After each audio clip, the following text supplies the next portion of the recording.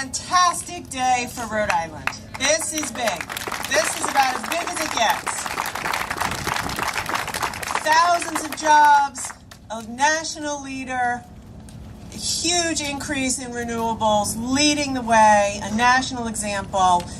Today's the day to celebrate. And to all of you here, and as I'm looking out, it took just about every one of you to play a role in making this happen.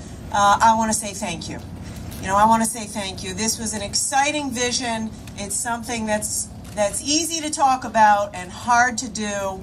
A lot of hard work, a lot of strategy, a lot of partnering.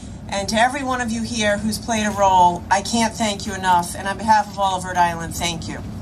I do, of course, want to thank Jeff. All teasing aside, Jeff is a fantastic CEO and partner without whom and his leadership this wouldn't have happened.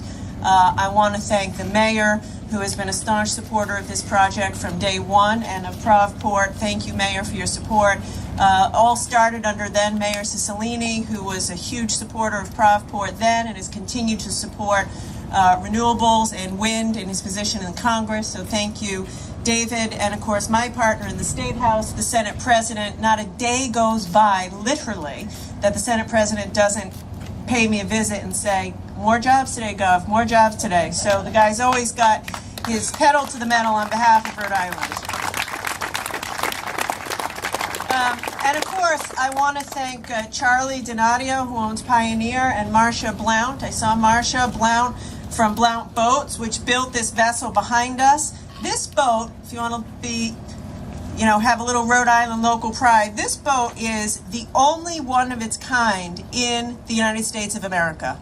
Built and in use year-round in the state of Rhode Island. And the good news, Marcia and Charlie, is we're going to need you to build more of them. We're going to need you to build more of them.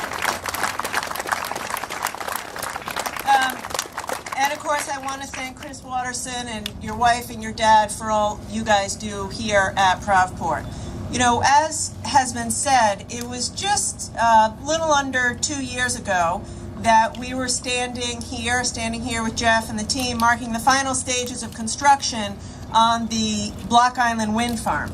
That was a pilot project making Rhode Island the only state in America with an offshore wind farm. And on that day, I said, and we said, offshore wind energy, renewable energy, is the future for Rhode Island. It was the beginning of something special, and Rhode Island would lead the way in America and become the epicenter of this industry. And today, we're making good on that promise.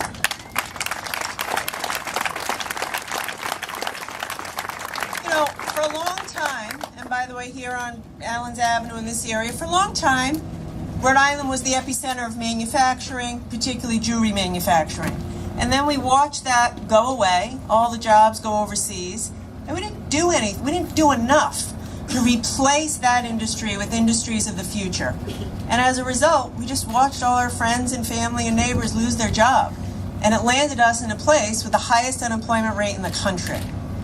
And so today, we're saying, no more. No more. We're moving forward. We are finding new industries like offshore wind where we can be the national, international leader. We can move our state to a place of renewable, green, sustainable energy and create thousands of jobs in the process. And that's what this is about.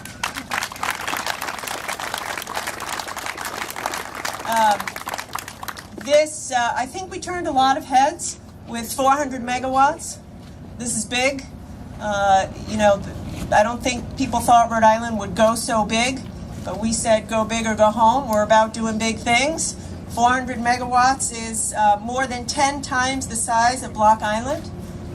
What we have there now, it will be up to 50 of the gorgeous turbines that you see. As you heard Jeff say, Deepwater will be investing tens of millions of dollars of private investment capital in infrastructure into Provport.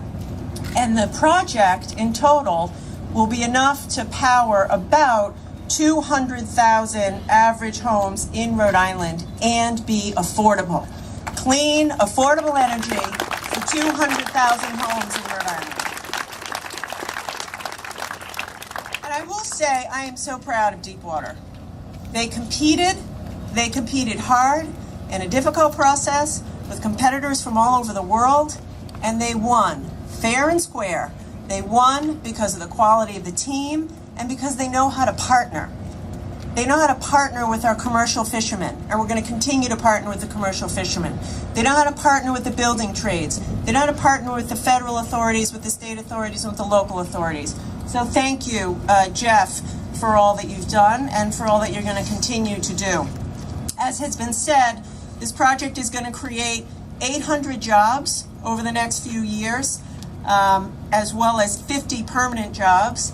And we know from our experience in Block Island, it'll actually create many more jobs on top of that because of the indirect job creation. So again, I think this is 1,000 plus jobs in the next few years, good, decent, high-paying jobs. Before I conclude, I have to thank my own team. As I said, this is easy to talk about, this is hard to get done. And this wouldn't have gotten done without the determination of my team, and I feel very lucky for them. A couple of years ago, I set an ambitious goal for Rhode Island. I said that we're going to reach 1,000 megawatts of clean energy by 2020. Turned a lot of heads when we made that goal. I think some of the folks in OER started sweating. Could we make it happen? With today's announcement, we're 70% of the way there. 70% of the way towards 1,000 megawatts. That goal makes our energy system 10 times cleaner. So, to Carol Grant and your team, to Mackie McCleary and your team, you did a phenomenal job, Janet Coit and your team, Stephen Pryor and your team, I want to say thank you, because this wouldn't have happened without you guys. And I also want to give a big thank you to Scott Jensen at DLT, because in addition to everything that we've talked about here, we are at the Department of Labor and Training through the fantastic Real Jobs Rhode Island program, which has already trained and put to work 3,000 people. We're preparing Rhode Islanders for jobs in wind energy. We are creating a talent pipeline, apprenticeship programs, job training programs, and introducing high school students so that they are ready for the skills that are necessary. So thank you, Scott, and to your team at DLT for all that you've done.